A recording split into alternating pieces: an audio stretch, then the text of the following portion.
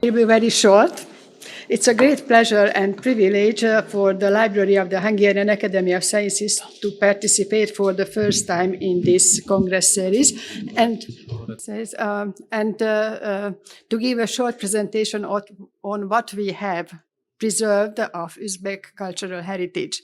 By the old maxim, every book, be it a printed or a manuscript, has its own destiny. This is especially true for books which have traveled huge distances from their place of origin. Their story contains much more than a meticulous data about their authors or scribes, as it also includes a frequently adventurous way as they have finally become, some thousands of miles further, the jealously guarded treasure of a collector, a hardly acquired reading of a scholar, or an entry in a public collection. Similarly, each one of the 731 volumes containing 776 works constituting the Turkic manuscript complex of our Oriental collection has its own peculiar story. The Library of the Hungarian Academy of Sciences was established in 1826. Collecting of Oriental manuscripts started the same time. This hadn't been accidental. In the 19th century, Oriental studies were flourishing all over Europe, and this gave a stimulus to Hungarian scholars to turn with scientific precision to the question of the supposed Oriental origin of the Hungarians that has been embedded in our nation's consciousness in olden times, and to study those Oriental sources bearing information on the Hungarian country of origin and early history. Hungarian travelers and scientists who were attracted to the East because of their nation's prehistory also played an important role in the geographic, geologic, ethnologic description of Asia. Many of them were members of the Academy of Sciences and regularly enriched the library of this learned institution, apart from copies of their own works with manuscripts and rare books collected on their travel. Gradually, the collection of Oriental books and manuscripts has become the basic research library of Hungarian Orientalists, and since 1951, it constitutes an independent department of the almost 200 years old academic library. Its arrangement, including the Oriental design of the reading room, can largely be credited to the first director, Turkologist László Rassonyi. He selected the items related to the Orient from the old divisions of the academic library. And the about 15,000 manuscripts and woodblocks prints in our holdings are written in a wide variety of Eastern languages. The greatest collection is in Turkish, because many periods of Hungarian history were shaped in coexistence and interchange with Turkic people. The vocabulary of our language still contains words acquired through contacts with Turkish-speaking people during our migrations, and when our country for 150 years was part in the 16th and 17th centuries of the Ottoman Empire. Two-thirds of the Turkish manuscripts in the Oriental collection came into the possession of the library in 1886, when the bequest of Daniel Szilágyi arrived to the palace of the Academy. Szilágyi had emigrated to Turkey after the Hungarian War of Independence had been defeated in 1849, settled in Istanbul, perfected his Turkish language skills, and then passionately began collecting Ottoman manuscripts.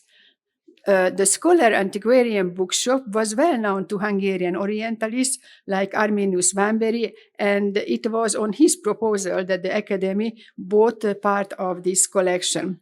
I don't even want to talk much about Vambéry, because the exhibition on the ground floor that our Uzbek colleagues put together from the documents and photos we have provided is a wealth of information. But it is suffice to say that during his travel in 1863, disguised as a ragged dervish, he traveled through Central Asia, and his aim was to study the interrelations and affinities between the Hungarian and Turco-Tatar languages. he was the first to categorize the Turkic languages of Central Asia, and the Eastern Turkic manuscripts he collected during this journey were unique at that time in Europe, and later formed the basis of Värmberg's text editions. Libraries always have been central places of learning, collecting and preserving. We all know, however, that the rapid change in our society's habits in reading and cultural consumptions challenges the museums, libraries to rethink the methods, how they will be able to preserve their national tradition while adapting services to the needs of a globalized audience and readership. Among others, this effort is supported by digitalization, which ensures remote accessibility. The digitization of our Turkic manuscripts holdings is complete, and their catalogue, which until now has existed only in printed form, now will soon be accessible online with a link to our repository where the full text can be read. At the end of this brief overview, I would like to mention one more Hungarian scholar. The archaeological explorer Orstein is one of the greatest figures of the Silk Road research who, although he conducted his research as a British subject, kept in touch with his homeland and was member of the Hungarian Academy of Sciences. Sorry. These are our repository where the full text can be read. So the main area of Stein excavations was Eastern Turkestan, and it was there at the Chinese watchtower some 90 kilometers from the city of Tunhuang that he found the so-called ancient Sogdian letters, which are so closely connected with this city. Stein stopped in Samarkand on his way home from his first major expedition to Inner Asia in June 1901. He was fascinated by the city, one of the main hubs of the Silk Road he had so carefully explored. He wrote in its travelogue, Sandburied Ruins of Khotan.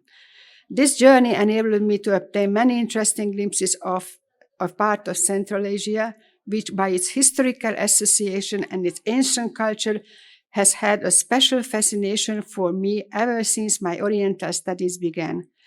The impression of the delightful days I spent at Samarkand, mainly in visits to the incomparable monuments of architecture of Timur's time, which marked the height of Muhammadan power and art in Central Asia, couldn't be surpassed even by the combined reminiscences of Lahore, Delhi, and Agra.